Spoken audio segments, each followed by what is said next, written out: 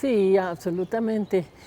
Como, a ver, dos decisiones, o bueno, más, pero las dos primeras, en la cotidianidad del mal, es decir, no centrarse tanto en el hecho excepcional, sino más bien en la convivencia con esas formas de maldad que a veces llegan a ser extremas y entonces aparecen como la punta del iceberg, pero que en realidad por debajo del agua tienen toda una construcción de machismo y de cultura patriarcal, ¿no? Esa fue una.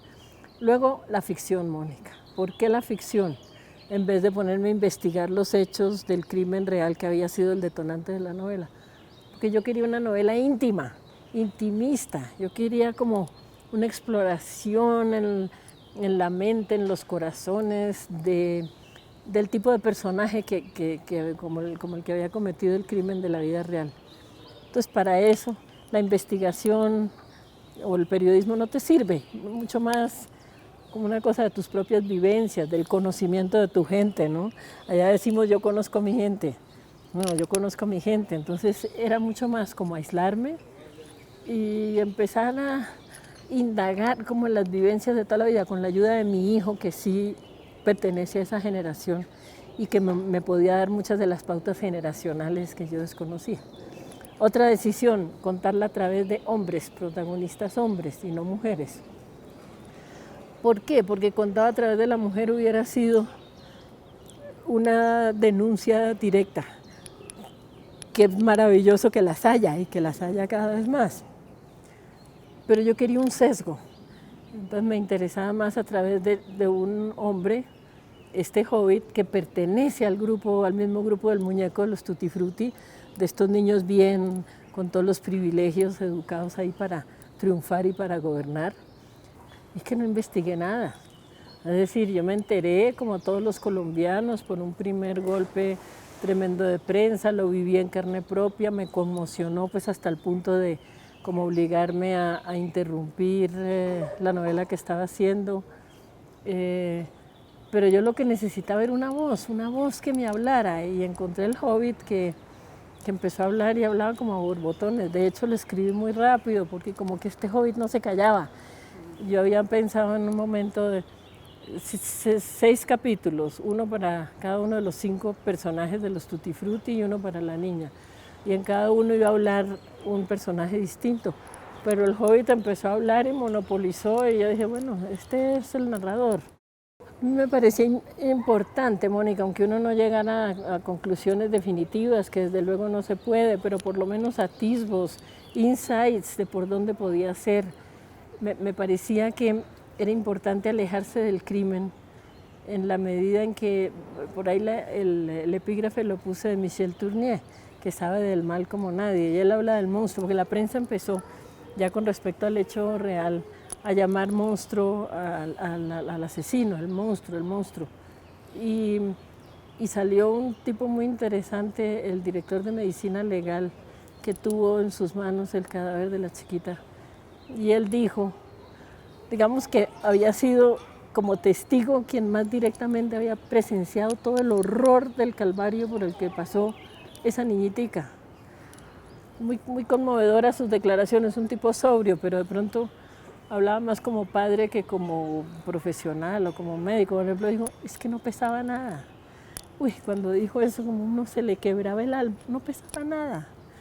Y entonces dijo, entre otras cosas, dijo, lo llaman monstruo, a mí no me gusta que lo llamen monstruo porque eso lo disculpa. Lo atroz no es que esto lo haya hecho un monstruo, lo atroz es que esto lo hizo un ser humano. Entonces fue como una clave, dije yo, hay que escribir la historia de los seres humanos que cometieron este crimen. Los muchachos simpáticos, encantadores. Si por aquí entrara uno de esos Tutti Frutti, ves un tipo divinamente puesto, trajeado de Hugo Boss, buen mozo, te acerca a la silla, estupendo sentido del humor. Ahí anida la semilla de lo que hizo uno de ellos, ¿no? Entonces, ese era un sesgo que me parecía a mí de golpe más inexplorado. Sí, en el libro pues es uno de los Tutti Frutti, el píldora, el que emprende este ritual por agua de la niña, como una manera de lavar de pronto la culpa, de protegerla a ella, si se quiere, con el baño del agua, una especie de bautismo como simbólico de volver a la vida. Pero al mismo tiempo uno nunca sabe si no está borrando los rastros del asesinato, si no está borrando las huellas de su amigo en el crimen. Y me cuidé, Mónica, de que todo en la novela fuera dual, para no caer como en convenciones o en lugares comunes. Entonces, pues para el Píldora es brutal. A estos muchachos se les acaba la vida, es decir, el hecho de que sean unos narcisos tan engreídos y tan frivolones y tan... no quiere decir que no se les acabe la vida por este crimen que cometió uno de ellos. El Píldora se le acaba la vida. Pero al mismo tiempo siempre cabe la duda, pero ¿era un ritual para honrar a la niña o estaba borrada? Como en muchos niveles está la contradicción. Por ejemplo, me llamó la atención, siendo toda la novela tratando el mal tan ligado al cuerpo, es decir, el daño que se hace al alma, pero a través del cuerpo, ¿no? El cuerpo como primer objetivo del maltrato, del machaque, siendo tan táctil toda la novela, el Hobbit, el narrador, no deja que lo toquen, tiene aversión al contacto humano. Entonces busqué como esos quiebres para tratar de no caer como en los lugares comunes de ese tipo de literatura. Absolutamente. Mira, tiene todo que ver, pienso yo, y traté como de desarrollarlo por ese lado en la novela, que tiene todo que ver con una cultura narcisista muy profunda. Eso nos evita como caer en que es que Latinoamérica, no es Latinoamérica, esto es en todo el mundo. Y el gran narciso es el presidente de los Estados Unidos. O sea, esto se escuela por todos lados, ¿no? Y es una cultura de un hedonismo tan exacerbado, un yo tan gigante, que los otros seres humanos desaparecen. Y tiene todo que ver con este mundo del consumo. Yo soy lo que tengo y yo tengo lo que quiero tener. Porque si yo tengo dinero, yo salgo y compro. Y si yo quiero una mujer, yo la violo.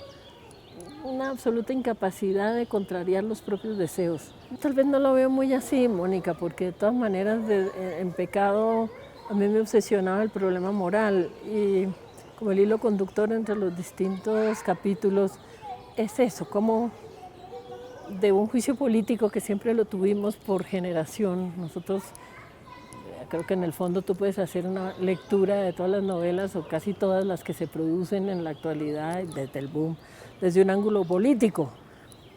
Y sin embargo el ángulo ético como que ha estado muy ausente, entonces en Pecado ese era el que me interesaba.